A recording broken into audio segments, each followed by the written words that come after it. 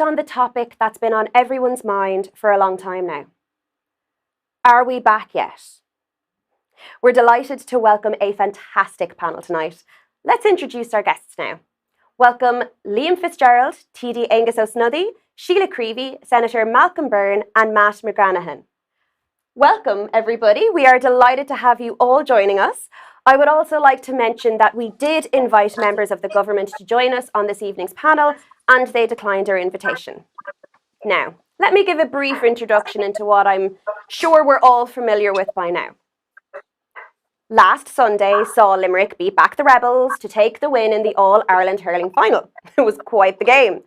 But of course, that's not what we're going to talk about tonight. We're going to talk about the fact that, as if it wasn't enough of a kick in the teeth, that 40,000 spectators were allowed to attend this event as it was an organised event, I think we can all agree that what really set the cat among the pigeons in the end were the videos which subsequently circulated of the huge crowds, with little to no social distancing and barely a mask to be seen. There's also been much discussion and furore over the last week as Minister Catherine Martin was denied a place at the high-level subcommittee meetings on COVID-19, despite demanding her attendance to address her concerns for the reopening of the live events industry. Minister Martin was understandably furious, as were many in the sector. However, following a meeting with the Taoiseach, it was announced that she will be attending tomorrow's subcommittee meeting and will hold a meeting with the Taoiseach and Taoiseach and industry stakeholders next Monday, ahead of the Cabinet decision which is due to be made on Tuesday. We're reminded, really, no one knows anything. Will it take another 6 weeks? Or months?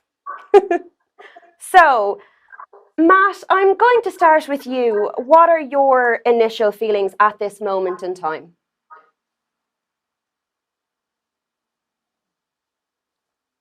Oh dear, Matt is having technical problems. Never mind. Sheila, I'll come to you.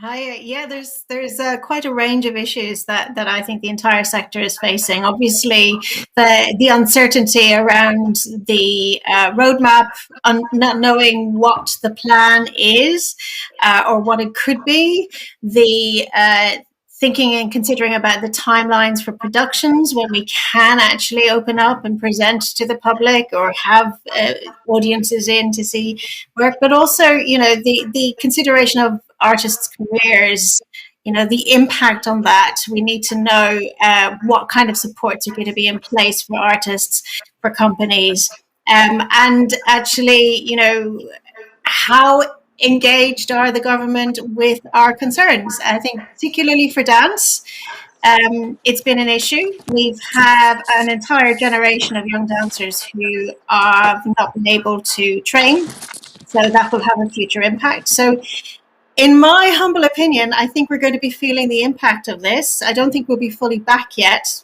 for another 18 months. 18 months. Oh my good Lord. That is horrifying, a horrifying thought. Liam, I'll come to you next. What are your feelings at this moment in time? I would agree that I seem to be having difficulty hearing Liam as well. Technical difficulties. Apologies, Liam. Oh, I can't hear him. Go ahead, Liam. Sorry, I believe we fixed the problem. Go ahead. I would agree that it is going to take the industry an awful long time to come back to full strength. However, I'd be deeply concerned if we were not seeing some movement in the next few weeks, because frankly, if we're not, we can all go and retrain in some other trade, because the SMEs and the workers in the industry are hanging on by their fingernails at this stage. It's very, very desperate. The pup's running out. The once-off payment that the SMEs got, which was retrospective for last year's losses, has happened now, and there's no sign of anything else. Obviously, we'll be making a significant contribution and requests to when the budget's arriving to see if something can be done and something can be added. But the main problem is just to try and sustain what's there at the moment and try and keep people in the industry. There's friends and colleagues leaving left, right and centre.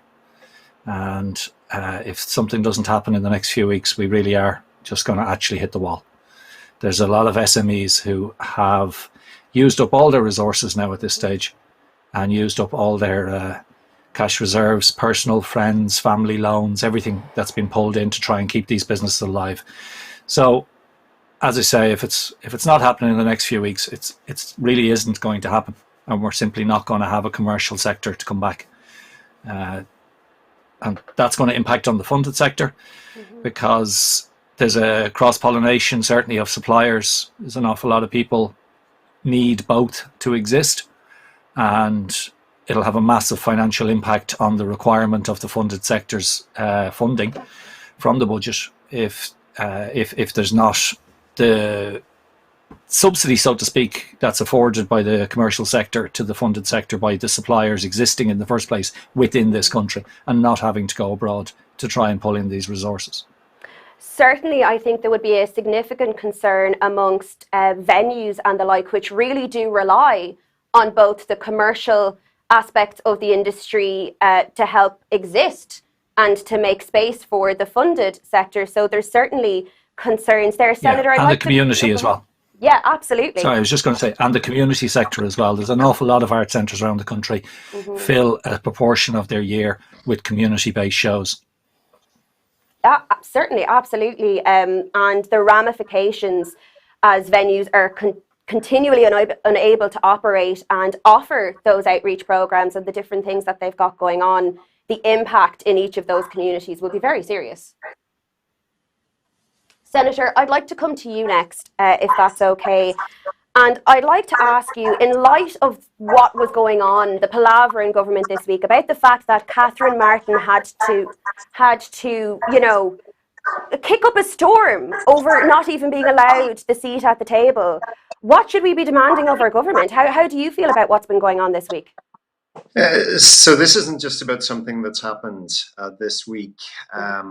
Quite a number of us have been raising this issue, including some of the representatives on this call over long periods. And this issue has been discussed at the Oireachtas Arts and Culture Committee on a regular basis. I've raised it, as have others, with the Taoiseach and at our parliamentary party meetings. There are a number of questions as to where do we need to go here. I think the roadmap should have been published long ago. Catherine Martin said she has a plan. I'm not aware of that plan. As a member of the Oireachtas Committee, I don't believe that anybody has seen that plan. And I certainly feel that that should be out in the open, because at least then, if we see what the roadmap is, if we see what the set of proposals are, we can have those debates around, with public health provision as to what has to be done. There are a couple of issues. I think one is the time frame for reopening. One is, and I'm conscious about the point about dance, but also for drama and music classes, because we're at the start of the school year as well, where certain decisions are being made. And then there are the financial aspects. So let me say what I'd like to see happen. I think Catherine Martin should have published the plan. I certainly know in the case of, and I would disagree with you about criticising, the GA and what happened. I think it's great to see people back at sports venues. I think it's great to see people back in indoor hospitality and dining. The question we need to ask is why, in a very heavily regulated and safe sector, such as the arts and live event sector, we can't have a situation where somebody with their phone can walk up to an event, show their ticket, and then show their digital COVID cert. And that's what's the norm now in most other European countries, particularly where we're in a situation whereby effectively every adult in this country who wants to have a vaccine now is double vaxxed. We're pretty much close at full right there. So I believe that what has to happen by next week is very clear dates need to be given with regards to the reopening of venues, around capacity, etc., and the safety measures that will be required of the sector. No difference to those that happened on the hospitality side. I think one of the challenges, and I would just say, and I was conscious, there were 17 different groups, who met with Minister Martin. I think one thing that is a learning from this whole process is about the importance of coordination. And I think, the Matt's group in the MEAI have done a lot of good work. The National Campaign for the Arts have done a lot of good work. But I think ensuring that, and for the live event sector, that there is now coordination of all of those who are working and employed in the sector is important. Not just as we emerge finally out of COVID, but going into the future, realising the potential of the creative industries. I think then to look at the next issue, which is around the financial supports, and I've had discussions with Michael McGrath on this. I think it is important that for venues, for artists, musicians, for businesses, that the necessary restart supports are put in place. And I think it's important that there's clarity given on those, but it's also important for the industry to kind of talk about what is necessary. And in the same way as, for instance, the Vintners Federation, the Restaurants Association kind of outlines, what was needed. Those kind of proposals need to come in. I think in the context of the budget, what is important is that the huge increase in funding to the arts that was given for this year, the 50 million additional from the government, that is maintained as a constant. That isn't just once-off funding, but that's continued. But also that there is significant progress on the proposed Universal Basic Income Scheme, which is a pilot for artists. It has to apply across the board, so from everything from performers to stage technicians to choreographers, that it is open more widely. I'm not happy that progress is moving as quickly as possible. One other comment that I would just make, which I think we do need to see, and this is a really important point around dance class, drama class, music class, particularly for young people with schools reopening, is that there is certainty that is provided there. And I can't figure out why you can't allow, for instance, music to be taught in pods of 6, in a very safe manner, when you can allow 6 people to sit at a restaurant, around a restaurant table, talking to each other. Yes, look, there has to be personal responsibility. This can't be about the government doing everything for everyone. But, this is a sector that has a lot of experience of working within regulation. So I think all of those things need to happen. But I certainly anticipate, and I was talking to the Taoiseach's office today, that there will be very clear announcements made next week. Certainly. There's a lot to unpack there, Senator, and I think it's worth noting for ourselves, and I think most people would agree with me, that we really don't feel angry necessarily that the All-Ireland hurling final happened. I think the frustration, as you kind of outlined there, is the inconsistency. And it's across sport as well. There was a lot of criticism from other sporting bodies. Athletics Ireland, I know, came out with some tweets during the week as well, saying that how is it okay that happened when my sport, which is also outside and is also organised, is not allowed to have those same figures. And I think really that's the crux of it all, is the frustration and the inconsistency across the board. You brought up an excellent point there, Senator, about stage schools, dance classes, that kind of thing. I know a lot of colleagues of mine run these kinds of schools, and they are on their knees at this stage, and they've been amazing all year running things online, which is not the same and very, very difficult. So Sheila, I'd like to come to you on this. What are your thoughts and feelings? What are you seeing on the ground on this and in this aspect of it?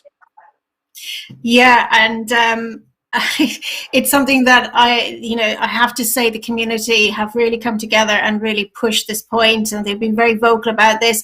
But the problem is that we're not being engaged with or responded to sufficiently.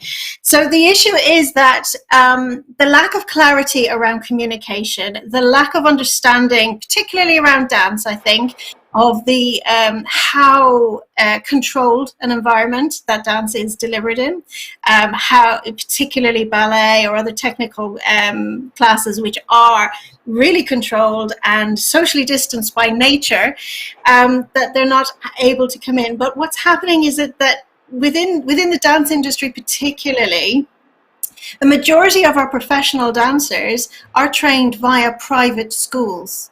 So this is an economic issue as well as an artistic issue. These are SMEs. These are entrepreneurial teachers who have established their own schools. They have not been entitled to support. They have not been allowed to reopen. They are not allowed into their halls, their community centres. And actually, there is allowance within the existing restrictions or reopening sort of protocols for these things to happen in terms of individual training. But there's inconsistencies, as you point out, across communications. So the one thing so for example, what happened recently is that a number of teachers had started to kind of gradually open pre-professional training, which is the young people who are preparing for their careers, who are starting to sort of prepare to go to conservatoires. They needed to train. So there was individual training was allowed under the protocols. The Arts Council have got very good definitions around that. Our guidance at Dance Ireland is available around that as well. But when the government made their most recent announcement, again they said dance classes and exercise classes are not allowed. No clarification, no qualification, no context given around that. And that one statement has an impact on an entire industry. Because what happened then is those that had actually started to train, started to get back into sort of their businesses up and running again, they were told by the venues that they accessed, but the government says that this can't happen. So they were not allowed into the venues. So these are the things that are happening on the ground in terms of the dance classes. And that, I mean, and let alone the fact that you've got, like I said earlier, all of these young dancers who have been given places in conservatoires, they're going on to train, they are thinking about their careers, all the young sort of 10, 11, 12-year-olds, which is the peak time to start developing, professional dancers. Particularly, you need to start them young to really sort of help support their physical development. They've not been able to do that. They've not been able to practice. They've not been able to develop themselves in terms of their physical practice, but also their well-being. That's the thing that's been affected, their well-being, their happiness. They might not want to play sports, but they can't dance. So that's, it's a very, very, very difficult situation on the ground for the young dancers, but also for those teachers who are severely impacted. Certainly, and there seems to be this massive disconnect in leadership at the moment between recognizing that this industry, which encompasses a lot of other industries, if we use the live events or whatever is called the overall umbrella, we've got our dance schools, our stage schools, our drama schools, you've got theatre companies and music venues and festivals, and all of these things, they are a business. And there seems to be this lack of recognition and a weird disconnect about that fact.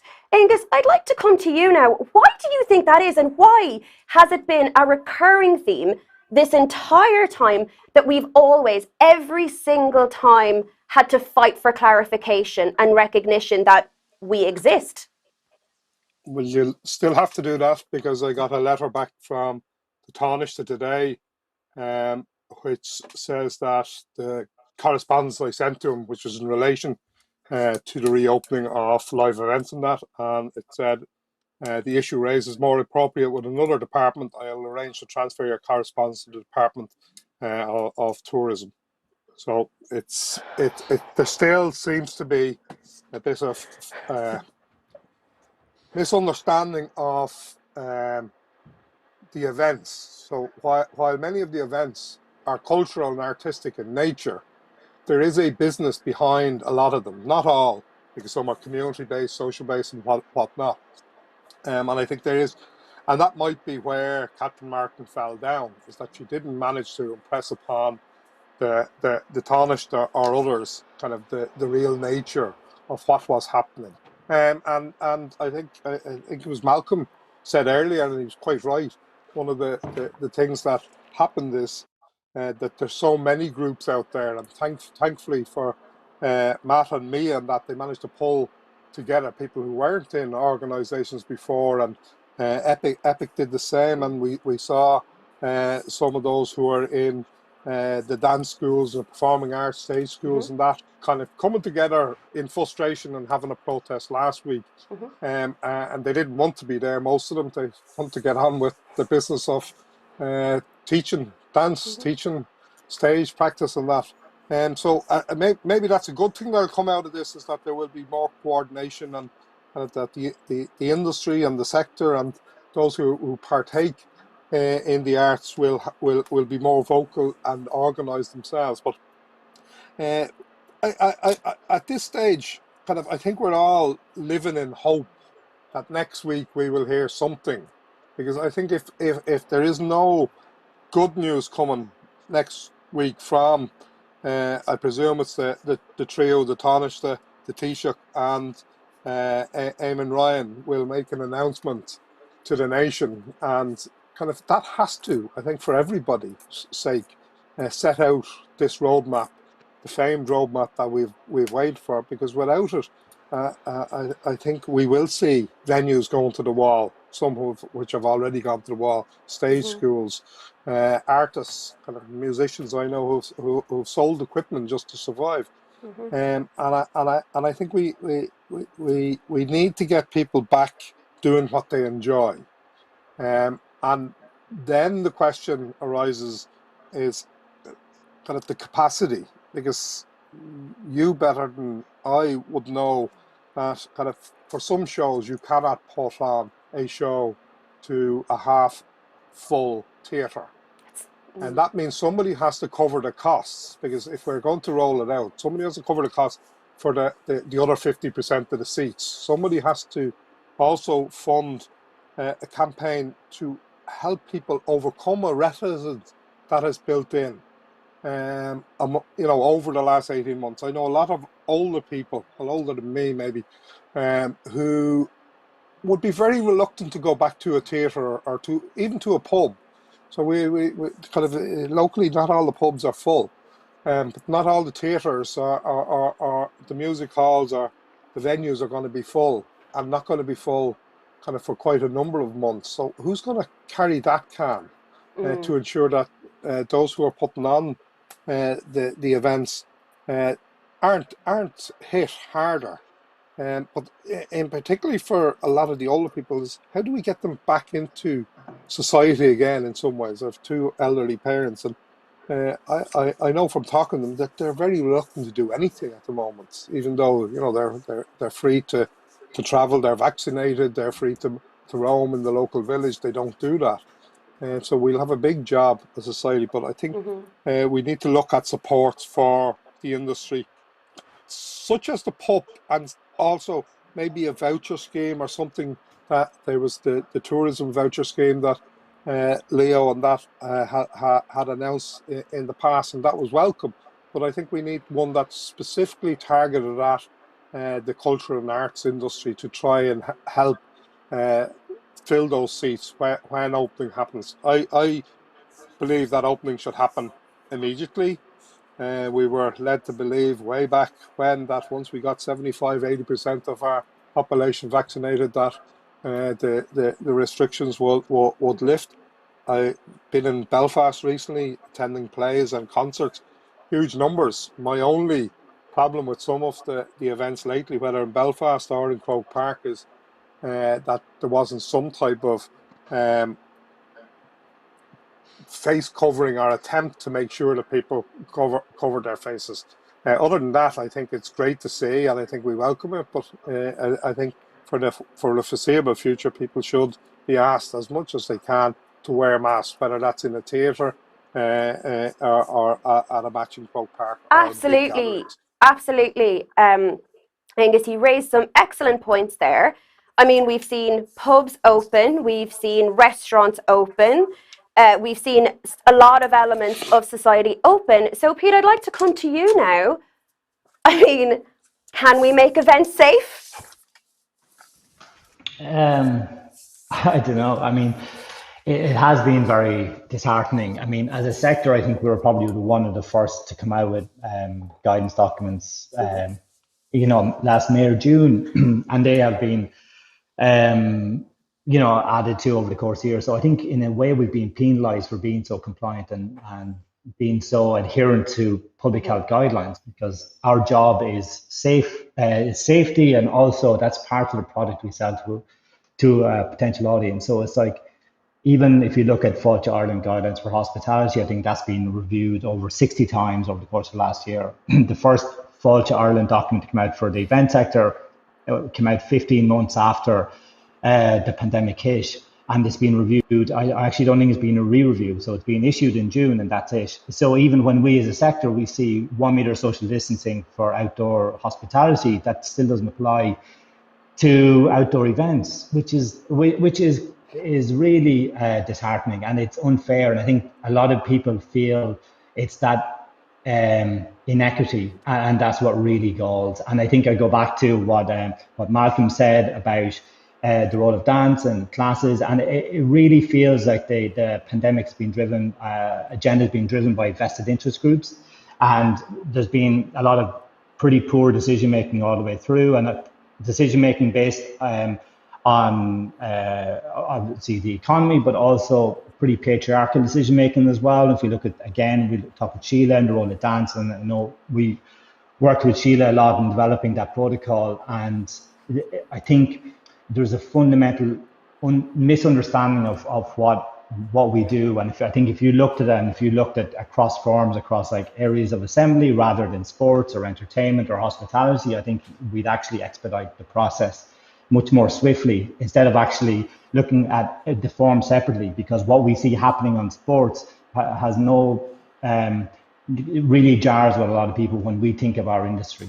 So I think that's what's really been the root of a lot of people's ire is this massive, and we see the pilot events, and we see the constant rollout of increased capacities for sports events. And I think within the last issue this week, I think there was one entertainment event that made the list. So it's been extremely unequal in this approach, and a massive lack of understanding of what we do. And I think as arts it feels like we have, as a form, we've been dumbed down to, we've been given our kind of where we stand in the list of priorities behind sports, behind hospitality, and we're kind of coming up at the back of the race. So I suppose maybe as a sector we need to show our value as well, because I think it's much more than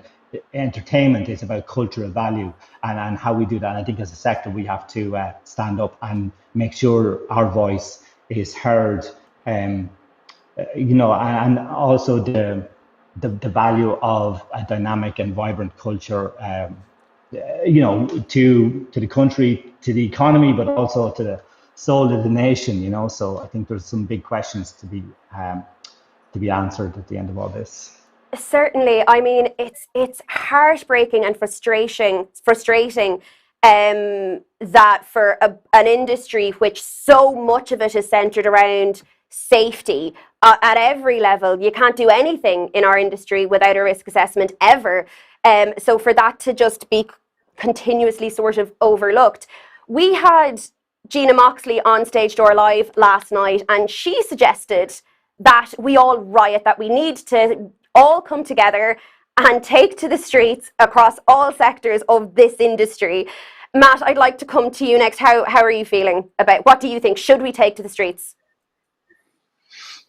I think that would probably depend on what comes out after Tuesday, and I suppose that what comes out after Monday. Just wanted to say, first of all, apologies for the technical difficulties I had. I just cut some of what Senator Byrne said and most of what the other contributors have been contributing so far. Look, the call for rioting and taking to the streets and protesting en masse has been there since last year. Our industry has never really been incredibly united or well represented for decades, for maybe centuries. It's because it is such a varied industry. And I've heard so much criticism over the past year from officials and from within media saying, your industry is very disparate and no united voice. Well, it's because it's an incredibly varied industry. The health system, if we looked at it as an industry, is represented by multiple unions based on different workers, etc. So when our industry had to engage first with government, I always was of the opinion that protest and riot, that the last resort shouldn't be your first action. That we should present the case to our elected officials, and we should seek the support that way and enter into dialogue and negotiation. And I think show the professionalism of our industry and show that we are indeed worthy of support, financial support. That we contribute so much to the economy, but we contribute so much more to that. When you're talking about dance schools and music schools, it's just worth pointing out. I know Angus has done a huge amount regarding, and has done a lot of representation regarding music lessons and dance schools as well, which seems to be a part of the sector that is sometimes overlooked as well, and certainly has been over the past year. I mean, it's worth pointing out that the private music schools train the majority of students for their Leaving Cert, where state education actually fails. The state education doesn't and isn't able to supply that one-on-one teaching to a level to get past, or to get past the practical examinations in Leaving Cert. It's also worth noting that for many universities throughout UK and Ireland, that grade 8 on your chosen instrument is preferred over the Leaving Cert exam. So for music schools to be viewed not under the Department of Education, not to be taken under the wing of Department of Culture and Arts, and just to be left in limbo since last year, is unforgivable. And that some Department of Education or Culture or Arts needs to assume responsibility for this. It may be a culture and artistic pastime or hobby, but it is very much part of education, and they need to assume maybe a collective responsibility on this. To go back to what you're saying, I think the initial question, it depends on how Monday goes when the industry stakeholder forum is held, and then I suppose it really depends on what comes out on Tuesday, and just how much respect and regard is afforded to this industry, who has been incredibly patient in enduring this last 18 months. You bring up some excellent points there, Matt. Arts, and it is so much, it's inherent in us as a nation. It's so much a part of who we are as a people, and always has been. And Senator, I'd like to come back to you for a moment, because on this topic, it's so often the case that we trade on our culture and our arts heritage as part of our tourism. And I am aware that there is currently the local live performance scheme, which is a fund that is being rolled out across the country, and there are various things like Fiestival that we saw last week. That's happening. These live music events are happening all over the country, which is fantastic, funded by government, which is fantastic. And I'm aware that with those, there's always, the proviso that you have to say this is being, that they can point at it and say, look, we're funding, and that's brilliant. And I'm not criticizing that scheme at all. It is a very welcome scheme. However, contrasting that with their lack of plans for the industry to actually open, and the inconsistency and the forgetting of us, and like we're invisible, how should we be squaring those two things? So I think it comes back to my earlier point.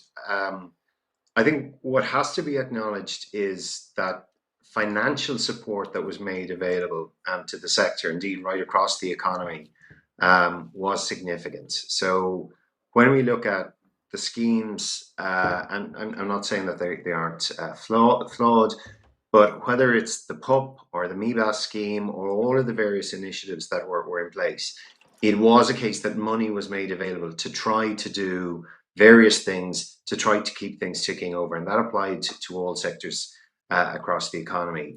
nobody wanted to be dealing with this pandemic. There are a lot of other big issues government has to deal with, but it became the top priority, and that it was managed safely. I accepted, I was one of those who was quite critical early on that the arts were almost an afterthought. And I think people will remember in particular where there was a press conference with a number of members of NEFIT who were asked about the role of theatre. And there just wasn't an engagement or an understanding or clarity. And I think there are a couple of messages out of this. I think there is a positive thing in that during this period, the role of the arts and music and drama, keeping us sane in many ways through all of this period, that role has been very important. I think there's going to be, and this is a message that I think the sector needs to communicate, as well as, and I'm saying this, very clearly, that government needs to hear as well, is that there's going to be a critical role for the arts and live event sector bringing us back together. I certainly detect, and I know I was listening to Angus, and I get his point about a level of reluctance, particularly among older people, to go out to events. But certainly when you see any of the events that are happening, there is a huge demand for people to get back out there, and people want to go to things. And I think that's very much around that. There is going to be a really important role for the sector about bringing us back as communities, because we've kind of, things have been sort of wrapped in cotton wool for a lot of the last year. We're going to pull that cotton wool back. There are going to be a lot of social and emotional scars, and organizations that can bring communities back together, and particularly those in this sector, will have a vital role. I think Matt's point is really, really important. There was the old Henry Kissinger line when he was, advisor to Richard Nixon. He used to say, "Who do you pick up the phone to when you want to talk to Europe?" There is a bit of a question I know in government that often is asked, who do you pick up the phone when you want to talk to the arts? And I entirely get the point that it is a disparate group, but I think if anything, at this time, you've seen coming together of the various arts groups. And I think it is important that unified voice goes out there around.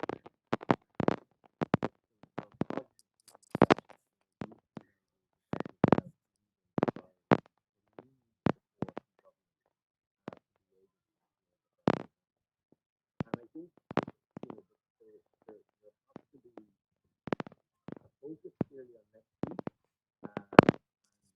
I will be angry.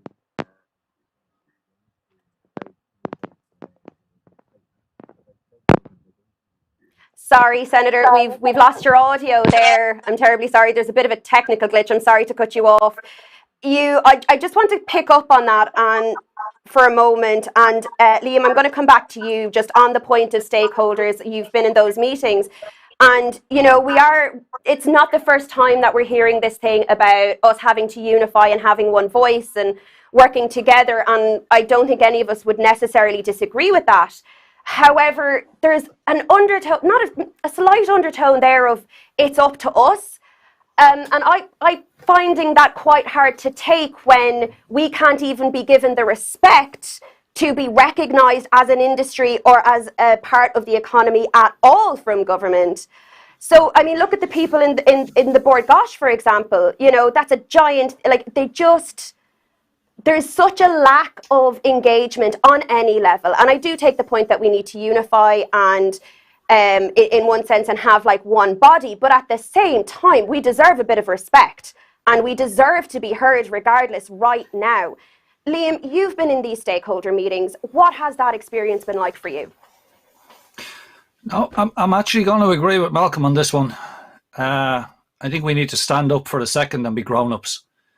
It's absolutely shameful, the petty fighting and egos that have been going on over the last 2 years, where stakeholder meetings can't even be kept mildly confidential, because 30 seconds after anything is said, there's a scramble from all the groups to put things up on Twitter or out on Facebook to make sure that their people or who are largely the same people for every group. There's only one set of workers in this industry, that their people think they are getting the extra. It's really bad. There's 17 groups met the minister at the stakeholder meeting. If we took the duplicates out of that, it could be halved. I know it's a diverse industry. I'm really, really aware of that. But there are so many duplicates. Even this week, I got 2 emails from 2 new groups setting up to talk to me about how the AIST is formed, or how another one was how EPIC was structured. You know, there's new groups springing up all the time, and it's crazy. We've got to grow up as an industry and stop the egos. The reason that some of the supports got so delayed over the last 2 years was basically petty fighting between groups, where they had their own personalized agendas. And it's got to be called out sooner or later that they were not well represented over the last 2 years by the so many different groups that have sprung up. And it's really sad that they couldn't stand up together.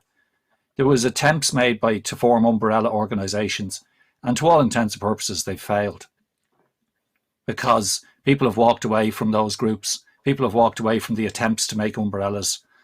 And while there might be different facets to this industry, there might people feel that they need to be a separate organization for dance or opera or ballet or whatever, and they might feel they need separate representation for funded or commercial. The bottom line is the actual workers on the ground. It's the same performers performing in the commercial and the funded. It's the same technicians working in both. It's the same SMEs supplying both. The artists are the artists. It doesn't matter how they get paid. All that matters is they actually get to perform. And the problem is that the industry is not grown up enough at the moment. I'm not surprised that things were last, because it's a problem, and it really needs to be addressed. And we need to be grown up and actually admit that it's a problem, and set the egos aside, and just let like Malcolm said, who do you talk to in the industry?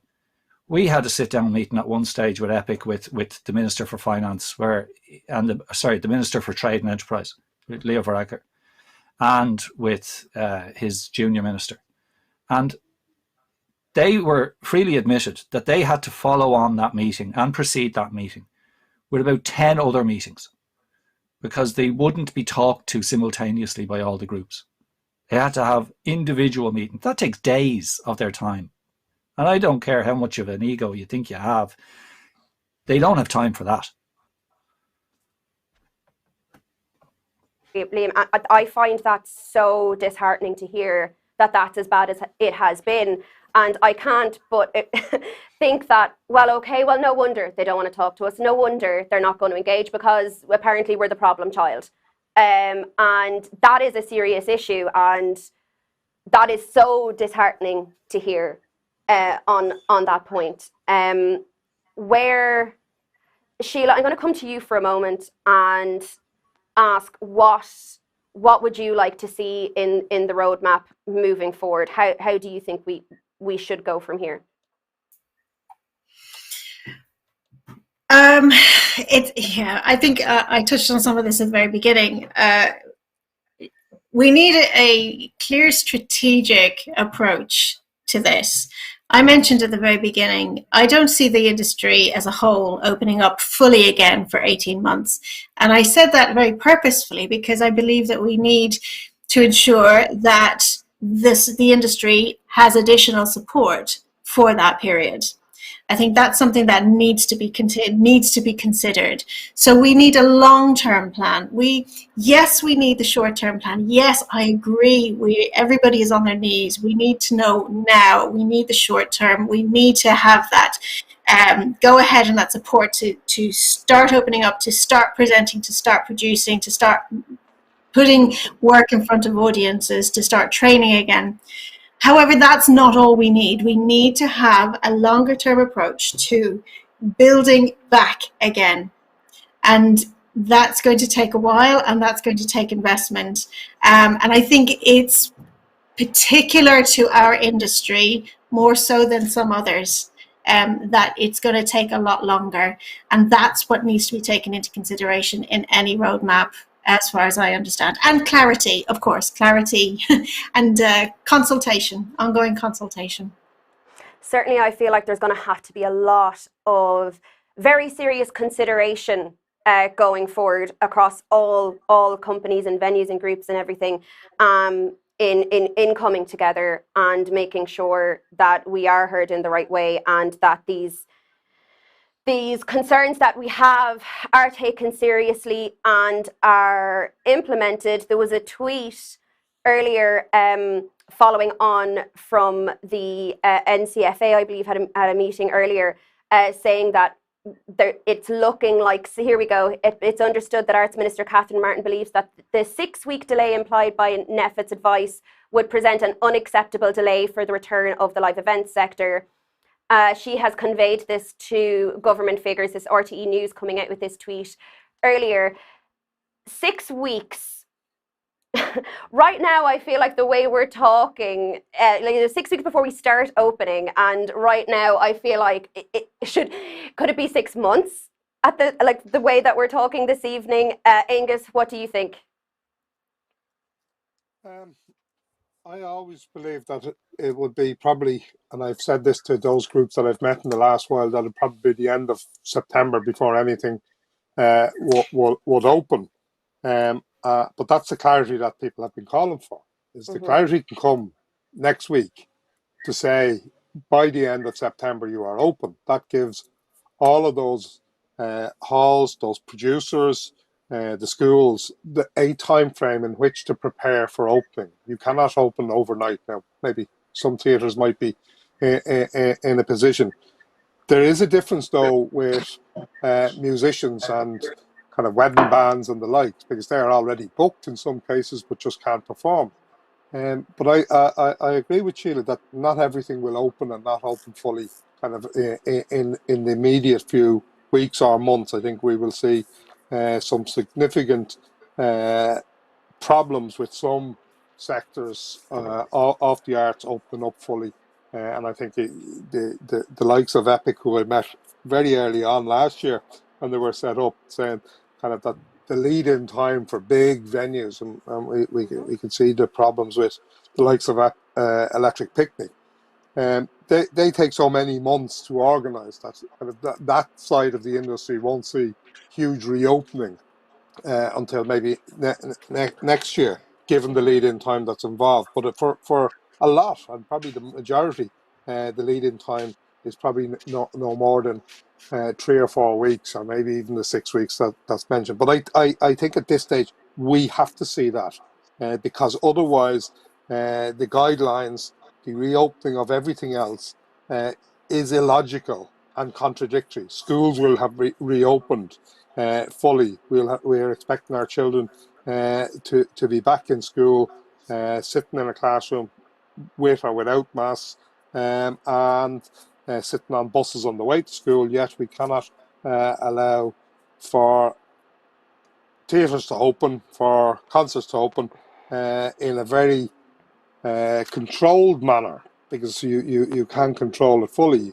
And I think it was Malcolm said about kind of using the COVID passport. That's what it was there for. The COVID check was built specifically to use at venues, yet they can't use it. It's not even been used, as far as I know, for Croke Park, which it should have been used, but that's another argument. And it was welcome that the former president, I think, of the GA called on those attending this week and future matches should wear masks. And so the message go out. But if that's the case, I genuinely think, and who was mentioning rioting on the streets, hopefully that it won't reach that. But if the guidelines and the message comes out is illogical, then people get frustrated. You will end up with more protests, as we saw the stage schools last week, from sheer frustration of seeing everything else opening and this sector being left behind. Yeah. In terms, sorry, just want to just say in terms of I think it was Liam saying about the groups. I think he's quite right. I've also had to, and probably Malcolm had to meet as many of these groups as we can. But there's a commonality of teams amongst all of them, and we know from meeting various groups, they're virtually the same issues. and they can be boiled down quickly, and kind of we don't have to kind of deal with the Brendan Behan scenario of kind of the first item on the agenda is the split at this stage, but we do need to get beyond the restrictions that are imposed at the moment. Absolutely, Senator. I'm going to come to you now because I know time is not on our side now at this point. What are your hopes or expectations coming out of announcements that may or may not be made next week? Well, my apologies that I have to go. I'm actually volunteering to help at Gory Little Theatre tonight. And for those of you who are interested, we have a series of performances that are continuing to run over the next few weeks.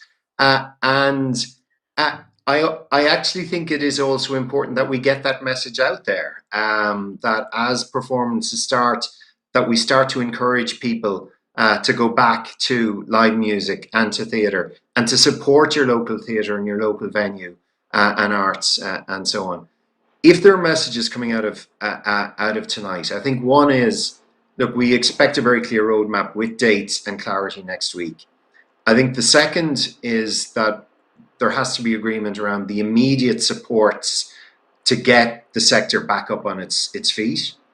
I think there is a third question around, and this is relating to the dance classes, drama classes, music classes, and particularly as the school year is now starting. So there has to be immediate clarity around that space.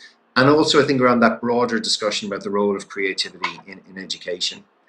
I think the sector then needs to, and all the organizations that have been working together, need to start to shift to the focus onto the budget. I think there are a couple of very key things which are schemes that will help venues and others to kind of to keep going, ensuring that the level of funding that was made available to the Arts Council this year is maintained at least that level for next year, if not more. And I think there is that other, and I'm always a great believer in, you know, the concept of hope. And I know how horrible a year it has been, and particularly for, you know, professional artists and musicians, where it's not just a job, it's part of people's identity. I think it's about communicating that message around, you know, how the arts and culture, how it's part of us, how it's an economic driver, and about how the sector will help us to rebuild. Because it's going to be much easier, I think, in communicating that message politically as well as anything else, if the sector is talking about, we helped us through the pandemic, this is how we're going to help Irish society rebuild and rebuild better, as we know we all can do. But here are the supports from government that we need. And that means looking at stuff like the budget, like the UBI scheme, like any startups or other initiatives that are there. And I think it is important, as Liam said, if more and more people in the sector can come together, and conversations like this about trying to agree what those priorities are very important. And my apologies that I do have to leave Erin. That's absolutely fine, Senator. And just so that we did know that the Senator would have to leave earlier this evening, or for his own reasons. So I would first of all like to wish Gory Little Theatre the best of luck and break legs. I happen to know some of the members who are involved in that particular theatre society. So best of luck, and thank you so much, Senator, for joining us this evening. It has been a pleasure talking with you. Thank you very much. Thank you. Before we wrap, I'd just like to continue around with our remaining guests and ask them the same question. Angus, I'll come to you first. What are your hopes and expectations coming out of next week? Well, my hope is that it would be a clear, concise set of guidelines, roadmap, kind of which opens up all of the sector as quickly as possible in as safe a manner as possible. I don't think there's any room for prevarication at this stage or confusion. I think, and congratulate all those who have managed in the last week or two in particular, managed to raise the level of noise, if you want, around this sector, just to ensure it isn't forgotten about. It has been forgotten about in many of the other announcements, and it's been sidelined. This time, I don't think the COVID committee, the cabinet, the NEFIT, or whoever will make this final decision will ignore this sector, ignore it at their peril. I think at this stage.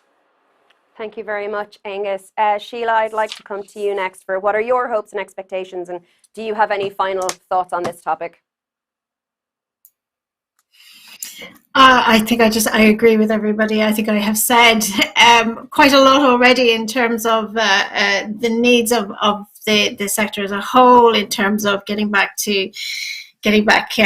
into work immediately. I mean, I have to acknowledge that there has been an awful lot of work happening safely, under very strict guidance. I think I'd like to see the acknowledgement of the work that the industry has done already to ensure safety in health and safety protocols are in place. So there's going to be some amazing work coming out in the next couple of months in the various festivals. I want to see that this is allowed to go ahead with potentially more audiences, but that there won't be any interruption to all of that. I want to see that artists are going to be supported going forwards. But again, clarity and communication and acknowledgement for all of our needs across the sector is what we need to see. Thank you so much. Peter, I'd like to come to you now. In practical terms, is there anything in particular that you are hoping or that you think should come out of the meetings next week?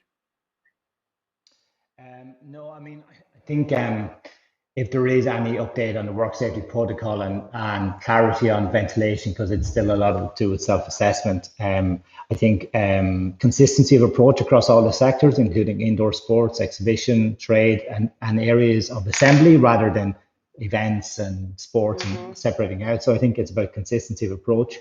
And I think that's probably it. It's fairness, ultimately. Certainly. Matt, same question to you. Well, sorry, I just want to go back on a couple of points that was made. One thing about earlier about the 6-week delay that Minister Catherine Martin was tweeting about. I just feel that it's important to say that we've already suffered a 6-week delay because of a lack or a failing to understand the legislation that was brought in on the 29th of June, which wasn't clarified until the Attorney General stepped in back in August, and the industry has suffered 6 weeks of potential work and income on that. Secondly, I just want to say, again, that this is a very varied sector, and we may, when you boil it all down, have very similar interests, much like society has. But I think it's important that each voice and each group of voices are heard together. The sector hasn't and still doesn't have that one united voice or one united representative body. And until that may never ever happen within this sector.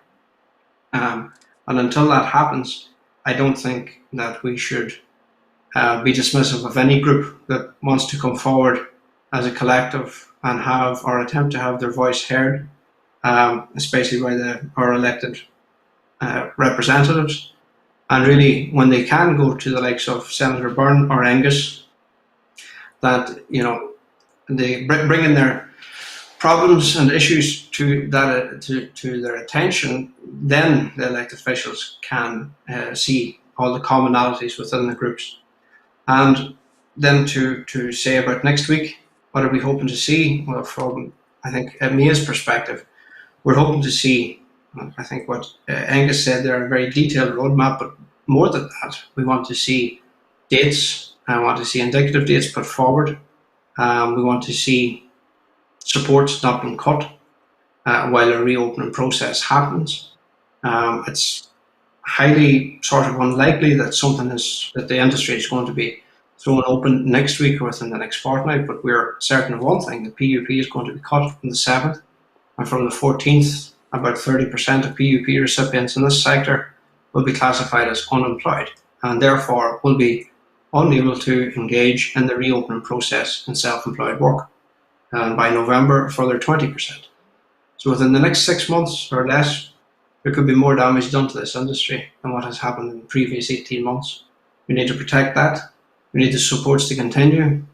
We need to ensure that shows and productions can be subsidised.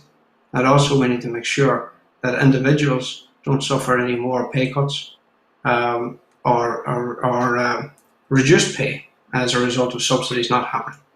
So that's what we would like to see moving forward. Thank you so much for those thoughts. Liam, the last word to you. I'm hoping to see, well, three things, not necessarily all on Tuesday, but in the coming weeks. Like we got to see, the ubiquitous roadmap that everybody keeps talking about. We've got to see the dates coming out. We've got to see the scaled approach to opening.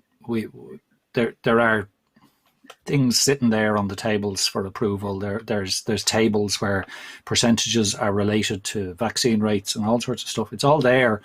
It just needs to be put in place. There's loads of industry input has happened, but the other thing that's very vital is that there's a representation made for the budget, and that the supports come in the budget, and that there's a significant approach given in the budget to both sectors. Like the funded sector absolutely has to continue to be maintained at the 21 levels.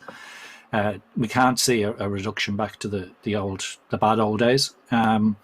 We need to see the commercial sector supported until it can fully reopen, and those supports need to be significant. And the individual workers, those supports need to be continued, because an awful lot of what's happened at the moment is only retrospective. And then finally, there's the elephant in the room, which is Brexit. We have had, COVID has distracted the industry from the magnitude and the terror that is going to be dealing with the suppliers and the touring companies around Northern Europe, the land bridge for concerts coming through from Europe to Ireland. People have not felt the impact of Brexit yet. It's been hidden behind COVID, and when that scab is picked in a couple of months' time or a couple of weeks' time or whenever it happens to be, the magnitude of that is going to come, and it's huge.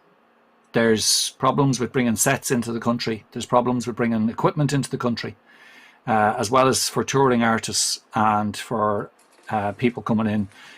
We could be left off the end of the tour schedules, because if they decide not to go to the UK because of the work permits, American bands in particular, we should simply be left off the end of the tour schedule. So there's going to need to be some significant work done by the Department of Trade and Customs to make sure that the arts, touring shows, touring concerts, but also things like museum exhibitions, art gallery exhibitions, visual arts exhibitions can come in and out of the country across borders with far less restrictions than are likely to be the case at the moment. That is a monster coming down the tracks. I suppose the answer to our question of are we back yet is a categorical no, and it may be some time before we are.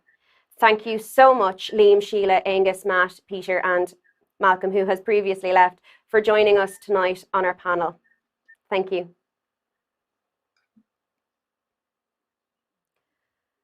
That was a lot to take in. That was a difficult conversation and discussion to have.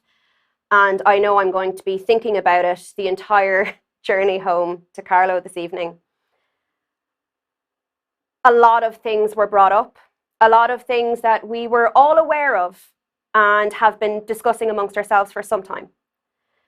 There was no news there about the anger or the frustration at not being considered, the lack of clarity, the inconsistency. We knew all of that. But I do feel I should say that some of what we heard tonight, we need to take on board in a big way. We do need to grow up. We do need to come together. We need to leave egos at the door, because it's true that regardless of whether you're working in the Bord Gáis or in a tiny little theatre in the back of nowhere, regardless of whether you're a dancer or a stage manager, regardless of whether you are on the stage or behind the stage, whether you are part of a show that's funded by the Arts Council or in the commercial field. The truth of the situation is that we are all the same people. And we have to come together because we are standing on the edge of a cliff. Liam was right. Brexit is being masked by COVID, and that is a whole other monster that's coming down the tracks. Not to mention the people that have already left or may leave the industry, not to mention the people that may not even enter the industry now because of the last 18 months. And how can we be taken seriously by those in power if we can't have grown-up adult conversations and work together? We need to do that. We need to grow up. If we want to move forward and have the future that we know that we could have, if we want to reach the potential that we all know we can, if we want to do what we do, continue to do what we do, and make it better and brighter and more brilliant than ever, we have to grow up. These conversations are exactly why we do what we do here at TheatreMaker. As we grapple with the state of the sector, with our path forward and our role within that, we can't help but be so thankful for those who have taken time out of their day to join us during the last 3 days and since the founding of TheatreMaker. This has been a festival of ideas, of inspiration, learning, and fantastic conversation. We've been fundraising, as well you know, over the month of August, and we are thankful for those who have pledged their support to help save TheatreMaker. You've met our team. If you missed that, go check it out. You'll catch it on our YouTube channel. You've seen our archival footage, where we've been, and you've heard where we want to go. We want to keep the conversations going. We want to continue to have conversations to make the changes we want to see. Thank you to everyone for tuning in. Please share this live stream with your friends and followers, and please keep sharing our fundraising campaign. You can still pledge your support at TheatreMaker.ie/donate. And thank you once again to all of those who have supported us from the beginning and every step along the way. That's it for me. That's it from us. Ihawa agus fan slán gachtainna.